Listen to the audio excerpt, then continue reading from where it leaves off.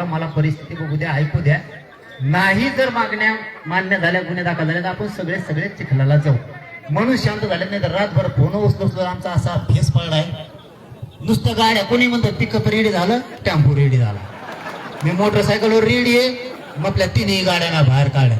आणि मला ऊस तोडायला जायचं नाहीये, ट्रक भरायला मी लावली नाही, ट्रक भरूनच माणसं आणतो. म्हणजे रिअल सांगतो, माझ्या जीवनात मी कधीही खोटं बोललेलो नाहीये. आम्ही सांगितलं सगळे शांत राहा. जर तांबे साहेबांनी आणि पोकळे साहेबांनी शब्द दिलाय, एकही याच्यातून सोडला जाणार नाही, एक पण. म्हणून मग मी शांत राहिलो. तुम्ही पण शांत राहा, शांततेच्या भूमिकेत सगळे राहा. नाही झालं 25ला पुन्हा येऊ ना. कुठं चाललंय? मी बी कुठे जात नाही, तुम्ही नाही, ते पळून गेलेले कुत्रे नाही, कुठे जात नाही ते.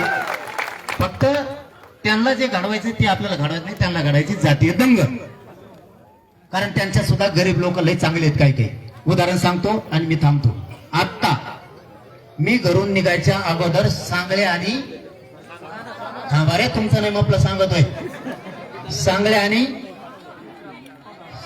काय घुले, सांगळे आणि घुले नावाचे महिले सहित अंतरवालीला माझ्या घरी आले होते. त्यांनी सकाळी दारात रडत होते. मी उठायला मला उशीर झाला, कारण आम्ही 4 वाजेपर्यंत जागे होतो. त्यांनी सांगितलं की आमचा ऊस जाऊ द्या ना. कोण? सन कराड, कोणचा कोण बोच्याचा. आणखीन त्यांनी आमच्या रस्त्यावरती जेसीपी लावली, 7 फुटाचा खड्डा केला आणि त्या खड्ड्यात त्या बाईला टाकलं, सांगळेला.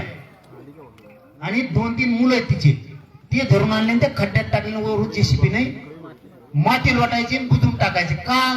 हिचा ऊस जाऊ द्यायचा नाही आणि ते वावर आम्हाला विकत घ्यायचंय. बघा यावला त्यांच्याच जातीतल्या. ते सकाळी आले, तुम्ही मायबाप हो म्हणे, आमचे न्याय मिळाला पाहिजे. आमचे DYSP धुमाळ साहेब, त्यांना फोन लावला, म्हणलं या गरीब लेकराला न्याय द्या. ही माऊलीले रडायला लागली. DYSP साहेबांनी तिथून गाड्या पाठवल्या आणि आता तिचं ऊस जाणार आहे का? जातीवादी आम्ही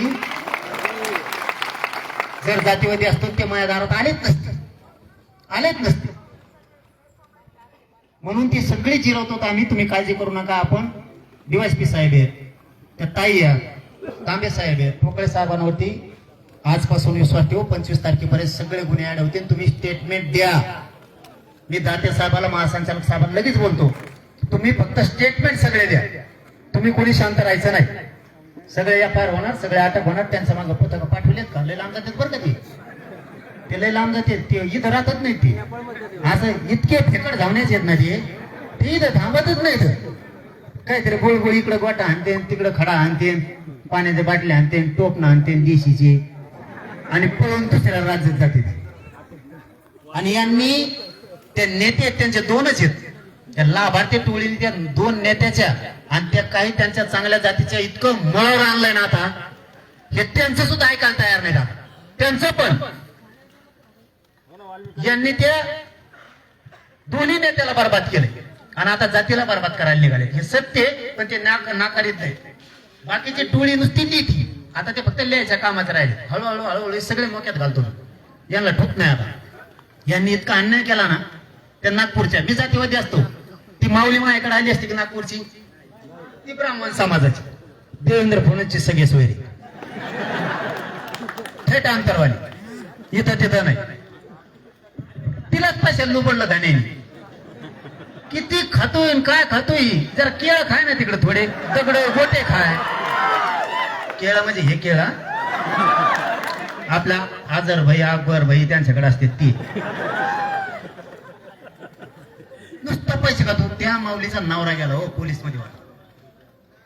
इतका ताप दिला जमू यांनी. ती सांगते, मी नाही सांगत. त्याला स्ट्रोक खलास. इतकं टेन्शन दिलं. 17 लाख सुद्धा सोडी जात हो. हे काय करतात प्रॉपर्टीचं? त्यांनी पैसे कमवून ते सरमाड्या का खारमाड्या कोण होता ते जेलात घातला. संतोष देशमुखांचा खून करणारा. त्याला सुद्धा पैसे कमीले, त्यांनी खाल्ले येणे, जेलात गेलं. ती त्याची बायको एकीकडे, पोरं एकीकडे. तिचे पोरं बेंगलोरला पळत येत, कुंकड पळत येत, ती एकटीच घरात. तिने बोललं पाहिजे, माझ्या नवऱ्याचा कसा धान्याने वापर केला, तिने बोलायला पाहिजे. तिने आशेवर जगू नये ते सुटन, ते सुटत नसतो आता, ते सडूनच बाहेर येत असतं आता, ते सुटतच नसतं. तिने सांगितलं पाहिजे की ही प्रॉपर्टी सगळी धन्याची आहे, त्याच्यामुळं मानावर हात गेलाय, धन्यामुळंच